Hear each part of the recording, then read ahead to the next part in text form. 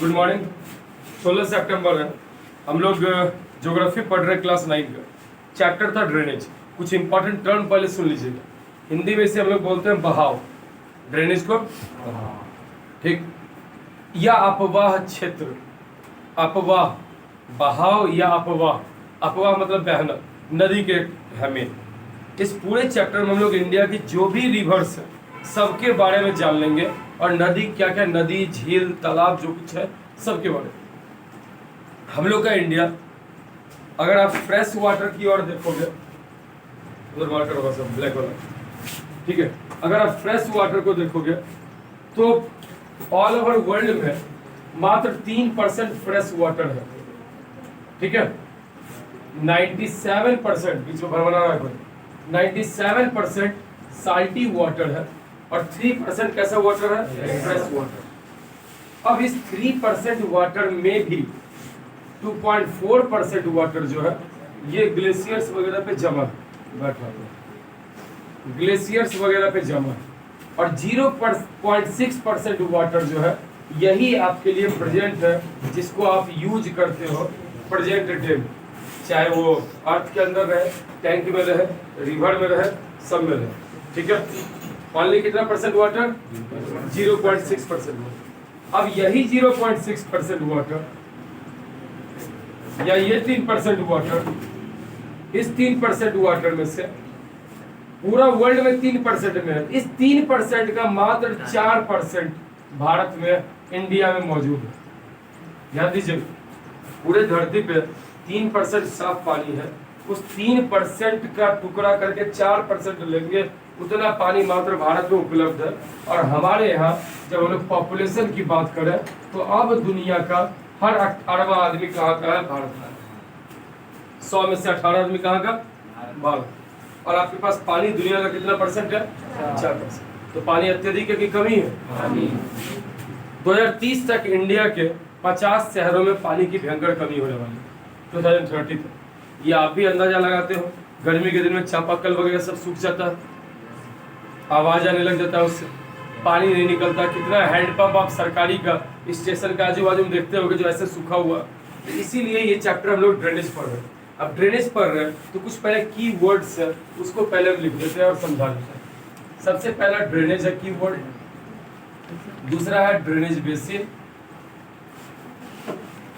तीसरा है water divide, चौथा है पेरेनियल। अब इतना सारा चीज देख लीजिए। ड्रेनेज क्या होता है, किसी एक पार्टिकुलर एरिया के नदी, उसकी सहायक नदी, उसके स्ट्रीम्स मतलब जल धाराएं साइड से जो भी मिलती हो, इन सब के पूरे स्थिति को पढ़ना, उसको हम लोग बोलते हैं ड्रेनेज। तो अगर आपसे कोई पूछे वर्ड ड्रेनेज, तो ड्रेनेज मतलब क्या हो जाएगा, river system of an area. नदी घाटी, नदी उसकी सहायक नदी, नदी से टूटने वाली, कितनी नदी ऐसी होती है पहले जुड़ती है बाद में 2-3 टुकड़े में टूट जाती है, तो नदी उसकी सहायक नदी, उसकी डिस्ट्रीब्यूटरी मतलब जो उससे टूट के अलग हटी है वैसा डिस्ट्रीब्यूटरी। इसके अलावा छोटी छोटी जल धाराएं जो कुछ भी उसमें मिलती है किसी एक पार्टिकुलर एरिया में, अगर आप नदी का पूरा कंडीशन पढ़ते हो तो उसे हम लोग क्या बोल देते हैं, ड्रेनेज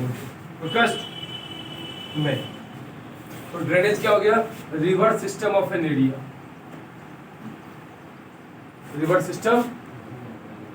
अब ड्रेनेज बेसिन क्या है, एक पार्टिकुलर नदी के बारे में पढ़ना, सार्थक इधर, एक पार्टिकुलर नदी के बारे में पढ़ना, साथ में उसकी सहायक नदियां वगैरह भी इसमें आ जाए, इसको हम लोग बोलते हैं ड्रेनेज बेसिन। जैसे घर में देखो, नॉर्मल बेसिन है, बेसिन जो हमारा होता है, एक मेन पाइप है, समझो वो मेन नदी है, हर तरफ से पानी निकल रहा है, सब उसमें जाके क्या होता है, कलेक्ट होता है। तो वही जो मेन पाइप है उसको हमने बोल दिया मेन रिवर, और साइड से जितना भी पानी का बूंद गिरता है सब क्या होता है, उसमें कलेक्ट होना। चल बताते हैं, आता है इतना दूर बाइक से लेट, स्टाइल मारने के लिए कोचिंग अड्डा हुआ, आओ सिर्फ बाइक से अगला दिन से कोई। पहला ड्रेनेज, दूसरा ड्रेनेज बेसिन। तो ड्रेनेज बेसिन समझ में आया। ड्रेनेज क्या था, एक पूरा क्षेत्र, जैसे पूरे बिहार में कितनी नदी बहती है, उसकी सहायक नदी कौन कौन सी है, कहाँ से बहती है, कितनी चौड़ी है, कितना बाढ़ लाती है, सब कुछ पढ़ना क्या कहलाए, ड्रेनेज। तो पूरे बिहार का पढ़ना ड्रेनेज हुआ, पूरे इंडिया का पढ़ना ड्रेनेज हुआ। और ड्रेनेज बेसिन क्या है, किसी एक पार्टिकुलर नदी को पढ़ना, उसकी सहायक नदी को पढ़ना, उसके किनारे बसे हुए शहर को पढ़ना, इन सबको पढ़ना हम लोग क्या कहते हैं, ड्रेनेज बेसिन। अंतर पता चल गया, सारी नदियों का एक साथ पढ़ना ड्रेनेज और एक नदी का पढ़ना ड्रेनेज। अब वाटर डिवाइड क्या है, एक ऊंचा सा एलिवेटेड एरिया, एक ऊंचा सा एलिवेटेड एरिया जो दो नदी बेसिन को अलग अलग सेपरेट करती है, उसको बोलते हैं वाटर डिवाइड। गौर से सुनिएगा, an elevated area that separates the two river basin, ऐसा ऊंचा सा एरिया है, एक नदी दूसरी साइड, एक दूसरी साइड, दो नदी घाटियों को सेपरेट करने वाला जो ऊंचा सा एक क्षेत्र होगा, उसको हम लोग बोलते हैं वाटर डिवाइड। दो एग्जाम्पल बताते हैं, तीन बताते हैं एक्चुअली। सबसे पहले एग्जाम्पल है अंबाला, हरियाणा के एकदम लास्ट पोर्शन पे, हरियाणा, पंजाब और हिमाचल प्रदेश के पूरे बॉर्डर पे एक शहर है हरियाणा में, अंबाला। बहुत बड़ा आर्मी का कैंट है अंबाला कैंट, ठीक है। कोई भी ट्रेन इस रूट से जाती है, गारंटी वहां रुकती है, बहुत बड़ा स्टेशन वगैरह भी है। तो मैंने आपको नेम लिया अंबाला। अंबाला एक वाटर डिवाइड है, क्योंकि अंबाला के इस साइड इंडस रिवर सिस्टम है, सिंधु नदी घाटी, और अंबाला के इस साइड गंगा रिवर सिस्टम है, इधर इंडस और इधर, समझ में? एक एग्जाम्पल हुआ। तो ये अंबाला ऊंचा सा एरिया है जो दो नदी घाटियों को क्या कर रहा है, अलग कर रहा है। एक मिला। सेकंड एग्जाम्पल है सतपुरा की पहाड़ी, सतपुरा की पहाड़ी, इधर नदी नर्मदा बहती है, सतपुरा के नीचे तापी बहती है, ताप्ती, हिंदी में ताप्ती बोलते हैं, इंग्लिश में टापी बोलते हैं। तो कौन कौन, नर्मदा और तापी, दो मिला। तीसरा नंबर अमरकंटक, एकदम मध्य प्रदेश और छत्तीसगढ़ के बॉर्डर पे है अमरकंटक, जगह का नेम। अगर ये अमरकंटक है तो इसके इस साइड नर्मदा नदी का भी उद्गम स्थल यही है, अमरकंटक। नर्मदा नदी निकलती है अमरकंटक के इस छोर, और सोन नदी निकलती है अमरकंटक के इस छोर से।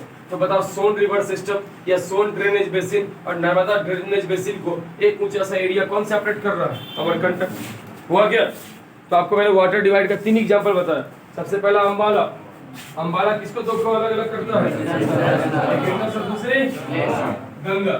सेकंड नंबर में आजिए, मैंने सतपुरा पहाड़ी बताया आपको, ये किसको किसको अलग करता है, नर्मदा और तापी। थर्ड में मैंने आपको अमरकंटक बताया, अमरकंटक किसको करता है, नर्मदा और कोई कष्ट। चलिए, सतपुरा मध्य प्रदेश और महाराष्ट्र में, यह तो ये 3 आ गए। अब वर्ड आया था पेरेनियल। पेरेनियल मतलब वैसी नदियां जिसमें सालों भर पानी हो, वैसी नदियां जिसमें सालों भर पानी हो, उसे हम लोग क्या बोलते हैं, पेरेनियल। तो हमारी क्यूल पेरेनियल है, गंगा हिमालय से निकलने वाली जो भी नदी है वो कैसी है, पेरेनियल। बाकी जो भी नदी है सबकी सब सीजनल है, जिस नदी में कुछ महीने पानी रहे वो सीजनल, और जिसमें सालों भर पानी रहे वो पेरेनियल। इन्हें कि तुम बांध बना लो सर, यहाँ सालों भर पानी, बांध नहीं हो जाए, नदी का बात है। चलिए, ये ऊपर का आपको इम्पोर्टेंट वाला पार्ट समझ में आ गया है क्या, गॉर्ज बताए। गॉर्ज ये पहले पूछ लिया बच्चा, आगे तो बताना था। गॉर्ज देखो क्या होता है, या रिफ्ट वैली क्या होता है, गॉर्ज या रिफ्ट वैली, इसका मतलब था सकड़ी घाटी। सकड़ी घाटी, सकड़ी मतलब पतली सी घाटी। कैसे? अगर दो पहाड़ है, जैसे एक एग्जांपल दे रहे हैं, नर्मदा बहुत अच्छा गॉर्ज बनाती है, इधर है विंध्याचल पहाड़, नर्मदा के नॉर्थ में है विंध्याचल पहाड़, और नर्मदा के साउथ में है सतपुरा पहाड़। दोनों के बीच से बहती है कौन सी नदी, नर्मदा नदी। तो अब नर्मदा दोनों के बीच बहती है, दोनों साइड ऊंचा ऊंचा पहाड़, दो ऊंचे एरिया के बीच में अगर नदी बहती है बहुत गहरे घाटी से, उसको बोलते हैं गॉर्ज। समझ में आ रहा है? River flowing through rift valleys in between two mountains is known as gorge. बहुत एकदम गहरी पहाड़, ऊंचा ऊंचा है दोनों साइड, उसके बीच से नदी बहते हुए जा रही है। लोअर नदी क्यों बीच से बहते जा रही है, लाखों साल से नदी बह रही है, धीरे धीरे करके पत्थर तोड़ते तोड़ते तोड़ते तोड़ते इरोजन करते करते नदी कहाँ जा रही है, नीचे जाते जा रही है, उसको हम लोग बोलते हैं रिफ्ट वैली। आगे जी, रिफ्ट वैली एक और। चलिए अब जरा सा इसका ऊपरी पॉइंट देख लो। तो आपको मैंने ड्रेनेज समझा ही दिया, ड्रेनेज बेसिन समझा दिया, वाटर डिवाइड समझा दिया। अब देखें, do you know the world's largest drainage basin Amazon river. दुनिया की सबसे चौड़ी अपवाद क्षेत्र और बड़ी अपवाद क्षेत्र कौन है? अमेजॉन नदी। अमेजॉन कहाँ पे है? ब्राजील में, साउथ अमेरिका कॉन्टिनेंट है, वहां पे ये है। वर्ल्ड की दूसरी सबसे लंबी नदी है, पहले नंबर में हम है, ठीक है, नील नदी। तो सोता है सही बात है, अच्छा ध्यान रखिएगा ना इसे। तो सबसे लंबी नदी, मैं आपको यहाँ पे लिखा रहता तो कभी गुजरते ही नहीं हो तो क्या होगा। सबसे लंबी नदी जो नील है वो अफ्रीका में एक लेक पड़ता है विक्टोरिया, अफ्रीका में एक लेक पड़ता है विक्टोरिया, यहाँ से निकल के इजिप्ट वगैरह होते हैं मेडिटेरियन सी में जाके गिरती है। ये बहुत चौड़ी नहीं है। कौन नदी? नील नदी लंबी जरूर है लेकिन चौड़ी नहीं है, ये बस आसानी से बहती हुई चली जाती है। नील नदी भी दो नदियों से मिलकर बनती है, एक व्हाइट नील और एक ब्लू नील। और इस नदी का नील से बहुत रिलेटेड चीज है। नील नदी जो है आपका रिवर नाइल है, इसी से रिलेटेड है इजिप्टियन सिविलाइजेशन, मिस्र की सभ्यता। देखो पुराने जमाने तुमने 6 में पढ़ा होगा, इंडस वैली सिविलाइजेशन, सारा सिविलाइजेशन, अलग अलग सिविलाइजेशन है। सिविलाइजेशन वर्ड जो है सभ्यता, मतलब मानव थोड़ा एक जगह रहने लगा, खाना पीना खेती करने लगा, घर बनाने लगा, बड़ा ही अच्छे समाज में रहने लगा, लार्ज अमाउंट में लोग रहने लगे, राजा हुआ, इसको बोलते थे सभ्यता। सही तरीके से रहना उसको बोलते हैं सभ्यता। तुम ही घर में कुछ उल्टा पुल्टा करते लोग बोलते हैं जानवर है क्या, बोलते हैं ना। और ढंग से पेश आते क्या बोलते हैं? सभ्य के तरीके से रहता है, ठीक। तो वैसे सभ्यता का, तो सभ्यता, हर सभ्यता कोई ना कोई नदी के किनारे हुई। तो जो मिस्र की सभ्यता थी, मिस्र को ही इंग्लिश में बोलते हैं इजिप्ट, इजिप्ट देश का नाम जहाँ पिरामिड है तो इजिप्ट बोलते हैं। इजिप्ट में जो सभ्यता थी उसका नाम क्या हुआ? Egyptian civilization. और यहाँ कौन सी नदी के किनारे हुआ? ये नील नदी के, बहुत चौड़ी नहीं लेकिन नील नदी के किनारे दुनिया का सबसे ज्यादा, सबसे बेस्ट क्वालिटी का कॉटन प्रोड्यूसिंग एरिया है। मिस्र में, इजिप्ट में वर्ल्ड का सबसे बेस्ट क्वालिटी का कॉटन प्रोड्यूस होता है, सबसे मजबूत धागा, सबसे बेहतरीन क्वालिटी का कॉटन रुई जिससे कपड़ा बनेगा। कहाँ पे? इजिप्ट। दूसरी चीज, पूरा सहारा डेजर्ट है अफ्रीका का वो पार्ट, सिर्फ एक नदी, नील नदी की वजह से इजिप्ट के कुछ एरिया में खेती वगैरह लार्ज अमाउंट में होता है, जिसकी वजह से वो सबसे समृद्ध देश है, उन सब में सबसे अमीर देश है इजिप्ट। एक नदी की वजह से, नदी बह रही है तो थोड़ा बहुत बाढ़ भी आएगा, बाढ़ आएगा तो बहाव क्षेत्र होगा, पानी साइड में जाएगा तो बालू भी थोड़ा थोड़ा करके क्या होगा? उपजाऊ होगा। तो बस एक मिस्र के, मतलब इजिप्ट के अलावा आजू बाजू कोई दूसरा देश नहीं है जो उपजाऊ है, बस एक यही उपजाऊ है। किसकी वजह से? नील नदी। इसलिए बोलते हैं नील नदी की देन तो मिस्र, इजिप्ट, क्योंकि इजिप्ट बना ही किससे है? नील नदी का। चलिए एक हुआ। दूसरा आ जाए अमेजॉन पे। अमेजॉन नदी निकलती है ऊंचे पहाड़ों से, दुनिया की सबसे लंबी पहाड़, सब सुन लीजिएगा, इसको कल पूछ देंगे सब वीडियो से। दुनिया की सबसे लंबी जो पहाड़ है, पर्वत श्रृंखला है, उसका नाम है एंडस, एंडस। और ये साउथ अमेरिका में, अपर पार्ट साउथ अमेरिका से लेकर लोअर पार्ट तक 7200 किलोमीटर लंबाई का एक माउंटेन रेंज है। यहाँ पे गौर से देखोगे एंडस में कितना किलोमीटर? 7200 किलोमीटर। दुनिया की सबसे ऊंची पर्वत श्रृंखला अपने यहाँ हिमालय, सबसे ऊंचे ऊंचे पहाड़ों से, लेकिन अपने हिमालय मेनली 2500 और ईस्टर्न पूर्वांचल हिल को भी जोड़ दो तो 2900 किलोमीटर मात्र लंबी है। मतलब लगता है हिमालय ऐसा बना है कि सिर्फ भारत का बॉर्डर को देखे, ठीक है, बस भारत के बॉर्डर के पास मेन यहीं तक, उसके बाद हिमालय ऐसा बना हुआ बस इंडिया के बॉर्डर के एरिया में। लेकिन वर्ल्ड की जो सबसे लंबी नदी हुई, ये सबसे लंबी पर्वत श्रृंखला है, वो कौन सी है? Indus mountain range. कहाँ पे? साउथ अमेरिका, साउथ अमेरिका महादेश में, उसके पश्चिमी साइड का पूरा ऊपर से लेकर नीचे तक है। वही एंडस माउंटेन रेंज से निकलती है अमेजॉन रिवर। निकलने के साथ ये इक्वेटर के एरिया में पड़ती है। कौन सी नदी?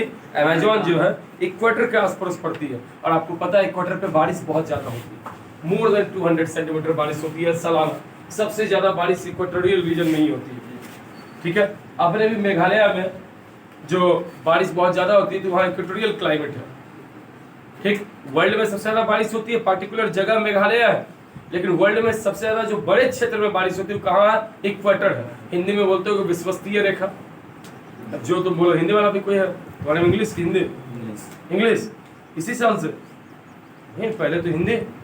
बहुत गोविंद के बच्चा पढ़ाए सब हिंदी पढ़ा।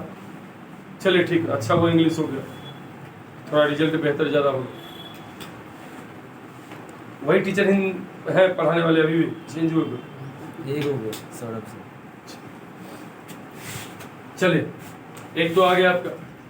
तो अमेजोन रिवर, अब बारिश खूब होती है तो नदी में पानी ज्यादा जमा होगा कि कम?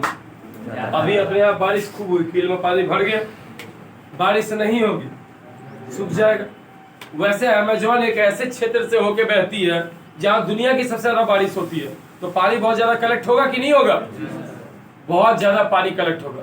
और यही पानी कलेक्शन की वजह से अमेजोन रिवर जो है वो जब समुद्र में मिलने वाली होती है तो 65 किलोमीटर चौड़ी है, 65 किलोमीटर नदी का चौड़ाई।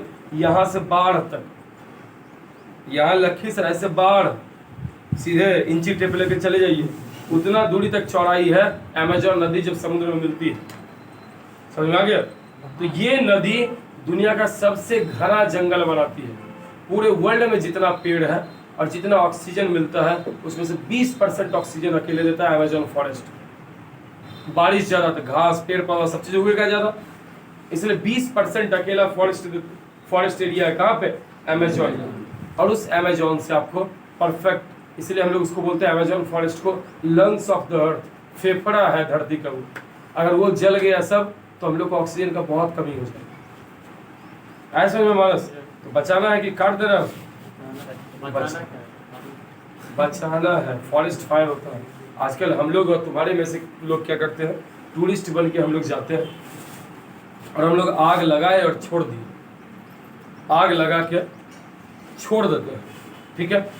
कहीं पे सिगरेट पिया, फेंक दिया, जंगल में घूमने आए थे, पिकनिक मनाए, छोड़ दिए, उससे फॉरेस्ट फायर। बाबू जंगल है, घर में आग लगता है तो पूरा घर जल जाता है, और जंगल में तो सूखे लकड़ी और पत्तों का भरमार है तो आग बुझेगा ही। इधर हाल फिलहाल में वहाँ लगा था, उसके बाद ऑस्ट्रेलिया के जंगल में आग लगा, 2.5 या 3 लाख जानवर मर गया उसमें। तभी सचिन वगैरह गया था मैच खेलने, महिला और पुरुष का एक साथ मैच हुआ था क्रिकेट टीम, सचिन खेला था और उसमें जो पैसा हुआ वो ऑस्ट्रेलिया के फॉरेस्ट डिपार्टमेंट को दिया गया कि आप जानवरों को फिर से बचाने का ट्राई करें। ये हमारी गलती होती है। कुछ होता है नेचुरल कॉज भी। अगर एक पत्थर बहुत ऊंचाई से दूसरे पत्थर पे ऐसे गिरा, तुम जानते हो गिट्टी से गिट्टी मार दे तो चिंगारी निकलता था, ऐसे गिरा वहाँ घास वास रहे सूखा तो आग लगेगी कि नहीं? तो नेचुरल कॉज हो सकता है, लेकिन मेन कॉज हमारा है, हम लोग गलती करते हैं। और इसकी वजह से पूरा जंगल को थोड़ा सा आलस, अगर सिगरेट पिया है तो उसको पैर से दबा देता तो क्या जाता है, लेकिन थोड़ा आलस्य के चक्कर में पूरा जंगल ले लेता है। जंगल नहीं ले रहे हम लोग, अपना और अपने परिवार का जिंदगी ले रहे हैं। अब जंगल खत्म हो जाए, मेरे मदर फादर अगर 80-85 साल जिंदा रहते और 70-75 में अगर वो डेथ कर जाए तो किसके लिए घाटा हुआ? हमारे लिए है ना। जंगल बचाने से फायदा किस? सरकार का रैंकिंग दिखाएगा कितना पेड़ लगाया आज तक, एक भी नहीं। Find out which river has the largest basin in India. सबसे बड़ी नदी घाटी किसकी है? गंगा। आपसे अगर पूछे लॉन्गेस्ट रिवर ऑफ इंडिया तब भी गंगा बोलिएगा। अलग बात है ब्रह्मपुत्र सबसे लंबी नदी है, इंडस है 2900 किलोमीटर, ब्रह्मपुत्र 2880, दोनों लगभग 2900 किलोमीटर लंबी है। और गंगा 2525 किलोमीटर से लेके 25-40, 15 से 40 अंतर होता है जी। तुमको पता है, कभी बालू इधर जमा हो गया, थोड़ा सा नदी घूम गई, लंबाई क्या हो गया? 1 किलोमीटर बढ़ गया। अब ऐसा अगर 40 जगह हुआ तो 40 किलोमीटर बढ़ गया, है ना, ये पॉसिबिलिटी है। तो गंगा का जो लंबाई है वो है 2525 किलोमीटर के अप्रॉक्स बोल रहे, नदी का फिक्स नहीं होता, ठीक। जबकि ब्रह्मपुत्र और इंडस कितनी लंबी है? 2900 किलोमीटर। बट फिर भी हम लोग इंडिया में बोलते हैं लॉन्गेस्ट रिवर बेसिन किसको? गंगा। कारण भारत में सबसे ज्यादा भारत में ही शुरू हुई, भारत में ही एंड हो गई। वैसे में सबसे लंबी नदी कौन है? गंगा, ठीक। वर्ल्ड में सर कितना? कौन? टॉप 10 के बाहर। यहाँ तुमको लग रहा है नंबर 1 टॉप 3 नदी बता देते हैं। नंबर 1 पे तो नील बता दिए 6600 किलोमीटर से ऊपर। सेकंड नंबर पे अमेजोन 6400 किलोमीटर से ऊपर। थर्ड नंबर पे अमेरिका यूएसए की नदी है Mississippi Missouri, Mississippi and Missouri 2 नदी है। ये तीसरे नंबर पे सबसे लंबी आती है। दोनों एक साथ ही बोल देता है लोग, एक साथ ही बह के आगे जाती है, मिसिसिपी मिसौरी। ठीक है, मारने का कल बहुत उपाय बना चुके हैं। ड्रेनेज सिस्टम इन इंडिया, बैठिए। भारत का ड्रेनेज सिस्टम देखो। ड्रेनेज सिस्टम इंडिया का मेनली ब्रॉड रिलीफ फीचर पे डिवाइड होता है। ब्रॉड रिलीफ फीचर मतलब ऊंचाई पे मेन अंतर करता है। भारतीय नदियों को 2 पार्ट में बांटा गया है। पहला हिमालय से निकलने वाली नदियां, और दूसरी है पेनिनसुलर। पेनिनसुलर मतलब बोलते हैं प्रायद्वीपीय। अब देखिए इंडिया का ये लोअर पार्ट है ना, इसको बोलते हैं प्रायद्वीप। इसको मिटा है, लिखा हुआ तो नहीं है, बस वीडियो से लिखा है, दिमाग में बिल्कुल क्या है। यहाँ नोट्स बना के कोई फायदा नहीं। अगर कल तुमको याद नहीं हुआ तो कल घर हम लौटा देंगे, ध्यान रखना। बहुत फाकी तुम मारा है मेरे पास।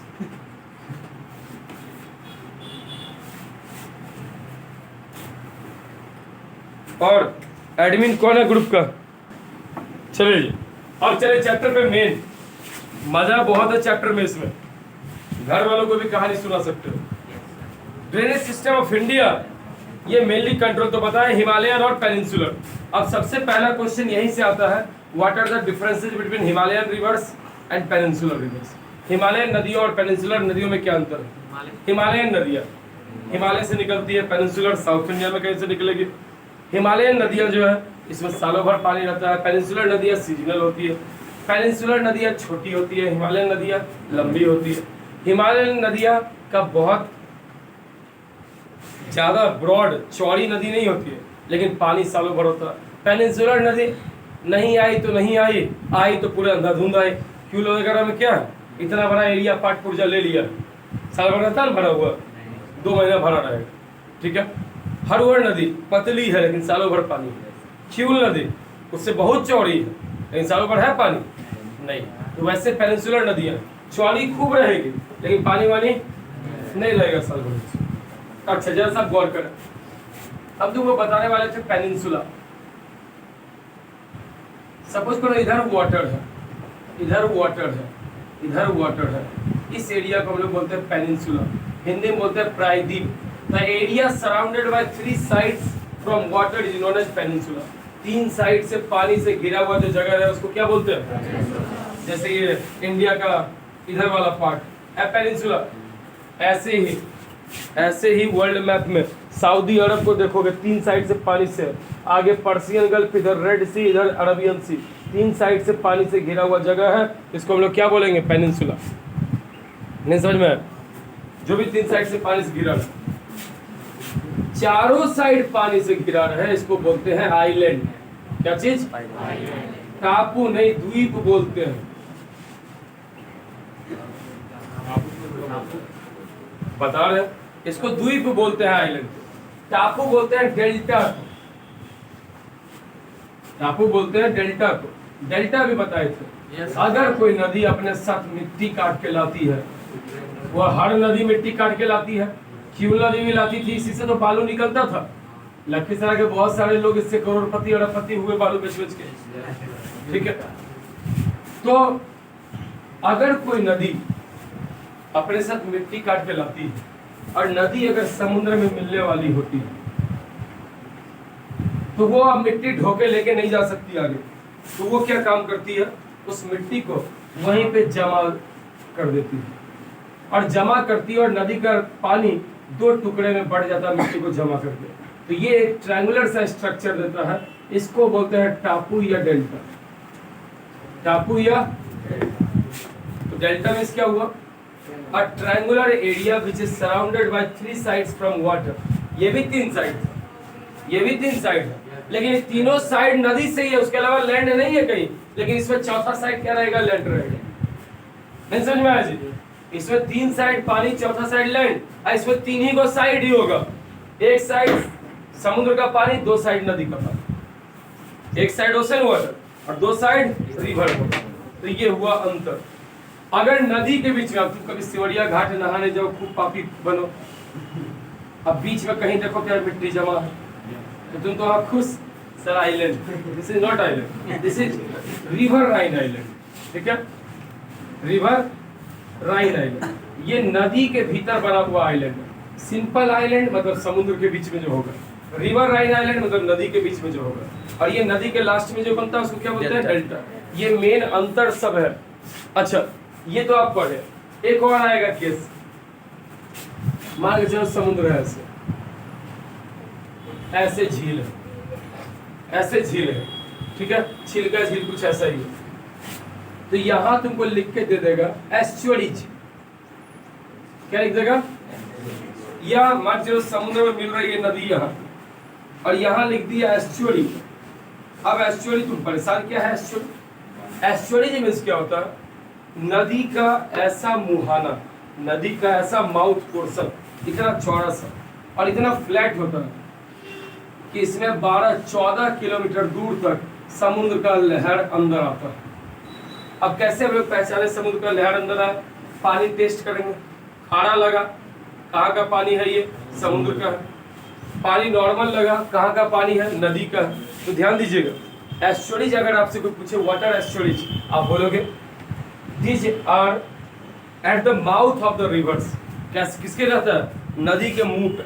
When they are connecting with the ocean, जब नदी फॉल करती है ओशन में, तो उसके माउथ पे ये एस्चुअरी बनता है। कुछ ऐसी नदियां जिसमें ढाल खूब नहीं रहता, समुद्र का पानी बहुत अंदर तक आता है। गंगा में नहीं, गंगा का ऐसे ढाल है, गंगा में समुद्र का पानी बहुत अंदर तक नहीं आता।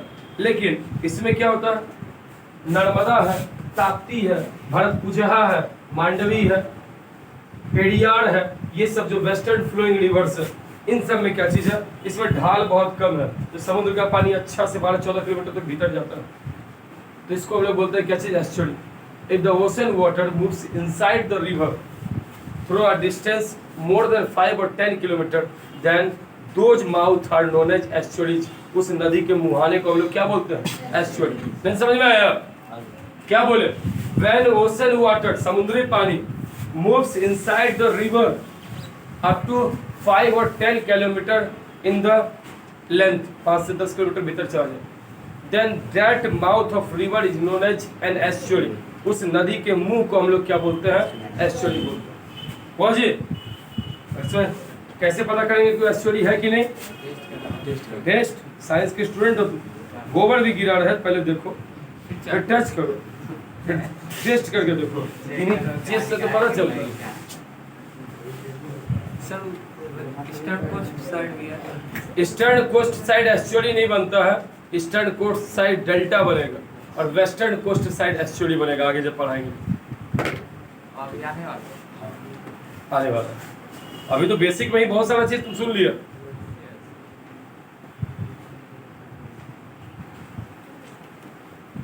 Apart from originating from 2 major physiographic regions of India, Himalayan और Peninsular River। अब लाइन में like the Himalayan peninsular reverse में बहुत सारी चीजें समान भी है, कुछ अंतर भी है। हिमालयन रिवर्स होती है पेरेनियल, मतलब सालों भर पानी से, सालों भर पानी,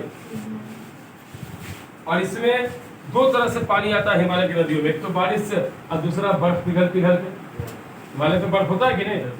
बहुत छोटा पहाड़ है कि ऊंचा? कितना ऊंचा? दुनिया का सबसे ऊंचा 8850 मीटर,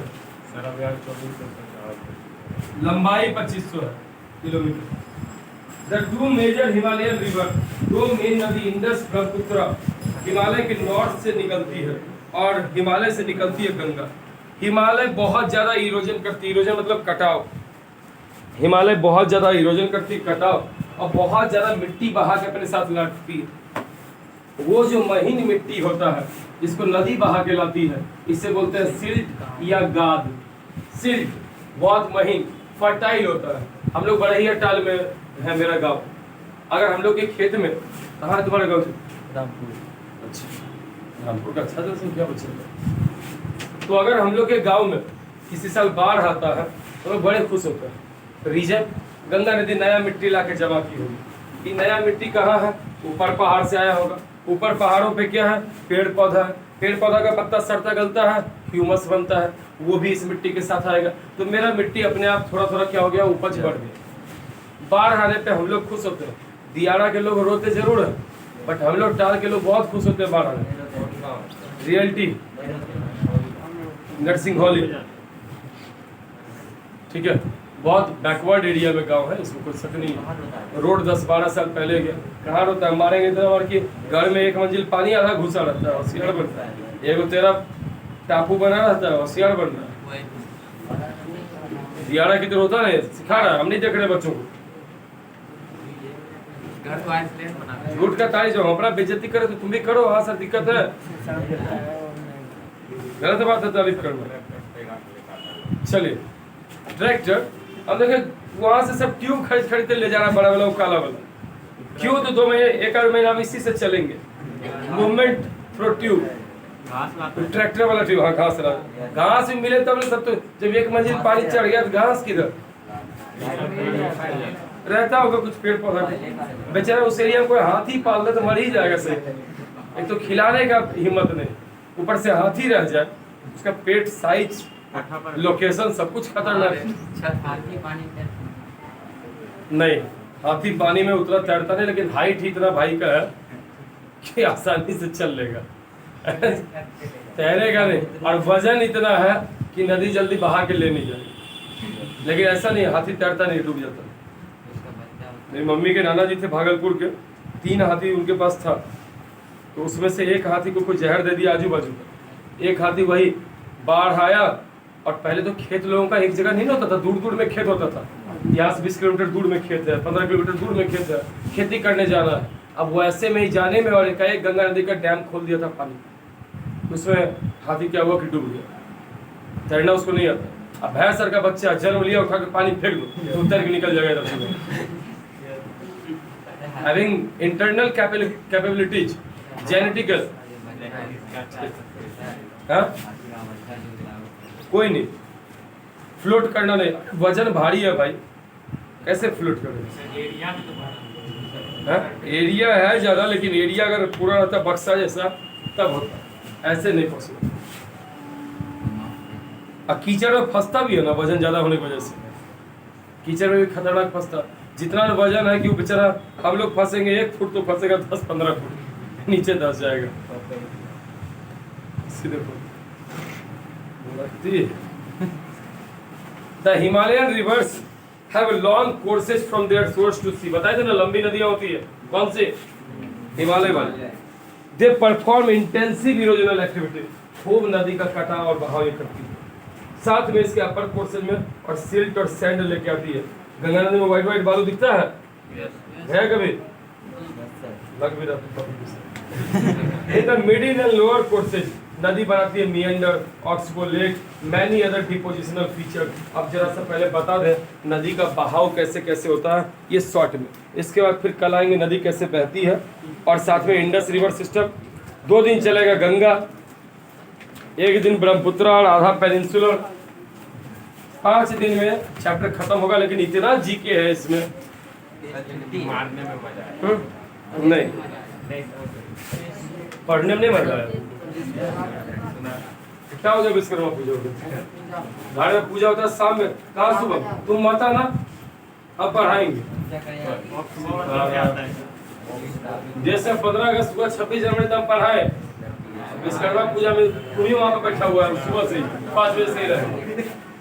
शांति से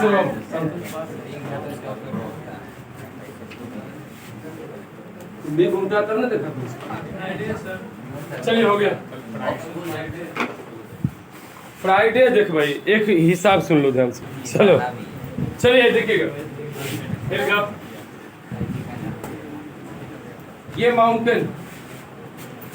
माउंटेन से नदी निकली, यहाँ बनाती है भी शेप्ड वैलीज। कैसा वैली? ये अपर कोर्सेज, अपर कोर्सेज में नदी बहुत फास्ट बहते हुए आती है, ध्यान सुनते जाओ। लोअर कोर्सेज में नदी थोड़ा स्लो बही। तो नदी घुमावदार सा रास्ता बनाती है। ठीक है, अब इसी घुमावदार में कई बार क्या होता है,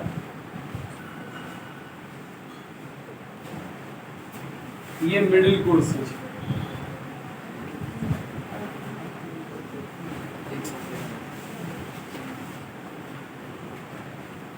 ये लोअर कोर्सेज,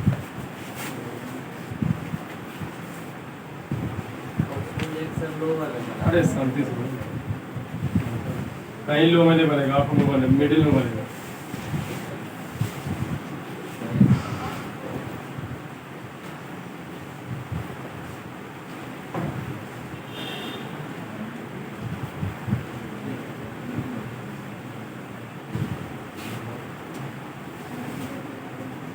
आपको मेन ये चार चीज देखना है।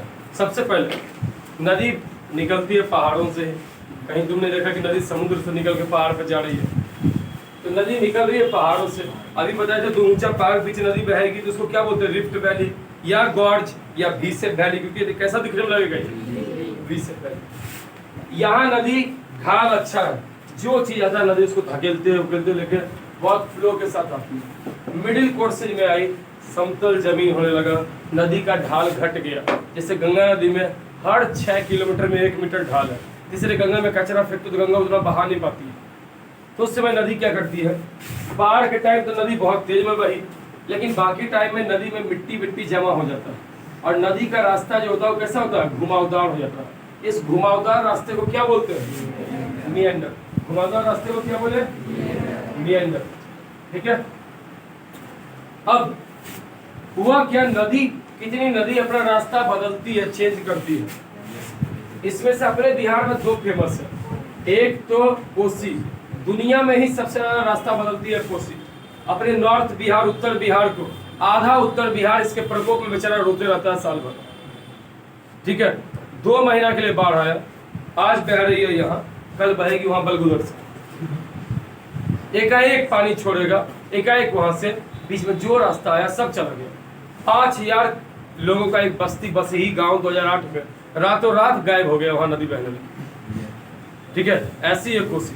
इसलिए कोसी की विभाषिका बहुत खतरनाक है। बाढ़ की विभाषिका मतलब उसके बाद, बाढ़ के बाद जो दिक्कत होती है, वैसे कोसी की विभाषिका। ठीक है, तो बहुत खतरनाक नदी है। कौन सी, अब कोसी के अलावा अपने यहाँ एक नदी है सकड़ी, नदी का नेम है सकड़ी।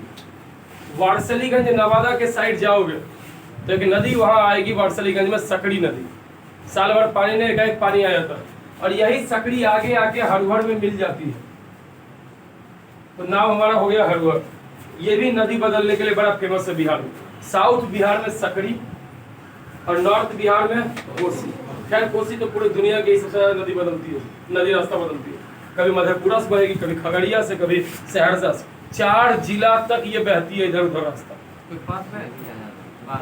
फिक्स नहीं है बात। जैसे नदी बनाता है, रास्ता बनाता है, कहाँ से तुम बना दोगे, तुम बनाओगे।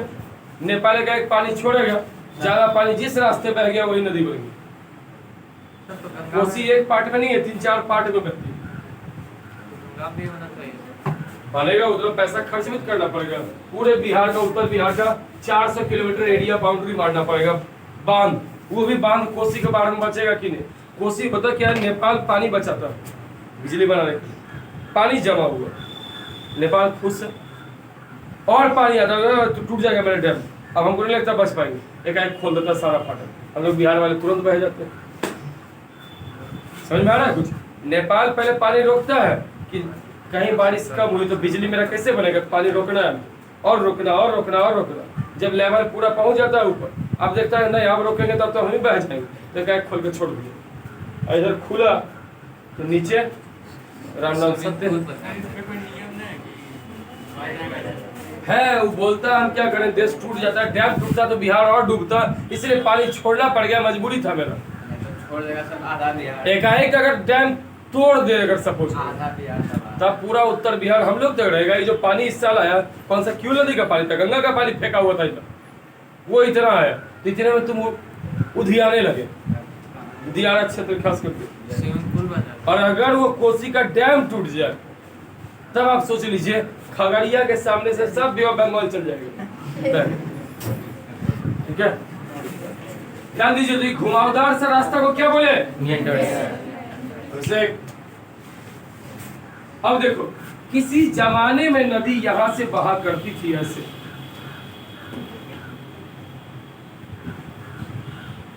ठीक है, किसी जमाने में नदी ऐसे बहती थी, लेकिन क्या हुआ, गर्मी में थोड़ा मिट्टी इधर जमा हो गया और ये रास्ता नदी चूज कर ली बाढ़ के टाइम। अब नदी इस रास्ते बहती है और ये जो ऐसा तुमको लग रहा है यू शेप का, लग रहा है ना ऐसा। अब ये रुके हुए पानी को हम लोग क्या बोलते हैं? लेक, तालाब, पॉन्ड, ये सब बड़ा रहे तो उसको झील बोलते हैं, जिसको बोलते हैं ऑक्सबो लेक, कारण बैल का पुट्ठा ऐसे ही निकला रहता है, और किया ऐसा रहता है ना, इसलिए नाम दिया गया ऑक्सबो, उसके यहाँ पे रहता निकला हुआ ऑक्सबो लेक। तो अपर कोर्से में नदी बहुत फास्ट है, वो बनाती है वी शेप्ड वैली। मिडिल कोर्से में नदी थोड़ी स्लो है, दो चीज बनाती है, मिएंडर और oxbow lake. Oxbow lake Asia का सबसे बड़ा ऑक्सबो लेक अपने बेगूसराय में कांवड़ झील पक्षी विहार है। एशिया का सबसे बड़ा ऑक्सबो लेक बेगूसराय में कांवड़ झील पक्षी विहार, कोई सुना होगा जयमंगला गढ़ घूमने का जगह वगैरह, ठीक है, वही है, कुछ बच्चा गारंटी सुना होगा। तो ये मिएंडर ऑक्सबो लेक जब लोअर कोर्सेज में जाती है, तुमको पता है समुद्र में मिलने के पहले नदी क्या बनाती है? हो गया, चलिए आप इतना कर ही लीजिएगा यार, आपसे आशा है। जय हिंद।